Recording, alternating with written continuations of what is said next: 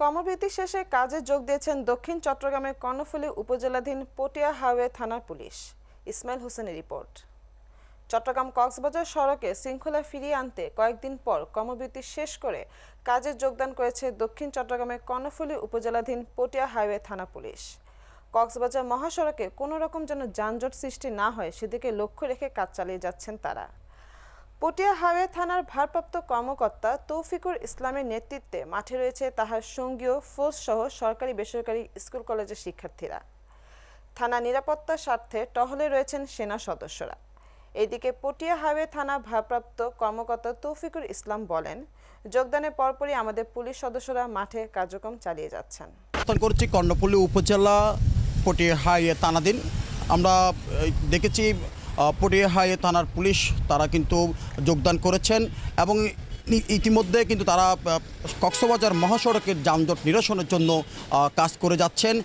তাদের পাশে রয়েছেন ছাত্র জনতা এবং পাশাপাশি স্থানীয় জনগণ এবং সেনাবাহিনীকে নিয়ে তারা কাজ চলমান রেখেছেন। থানার নিরাপত্তার স্বার্থে কিন্তু সেনাবাহিনীর টহল টিমও কিন্তু রয়েছেন। ধরনের ভয়ভীতি আমাদের ভিতরে নেই। মাঠে এখনও সেনাবাহিনী আছে, সেনাবাহিনী কাজ করে যাচ্ছেন। না, আমাদের ভিতরে এমন কোনো ভীতি ভাব নাই।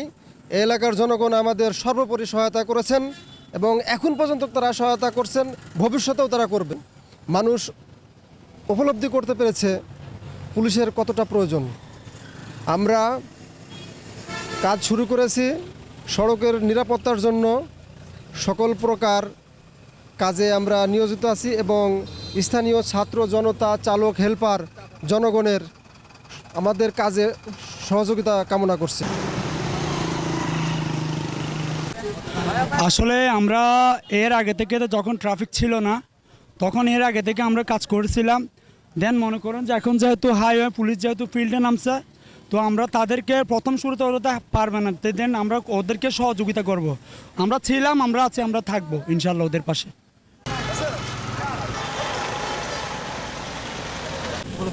হ্যাঁ, এখনও আসলে এভাবে মামলা আমরা দিচ্ছি না। আমার ধরুন কর্তৃপক্ষর নির্দেশনা পেলেই আমরা মামলা দেব।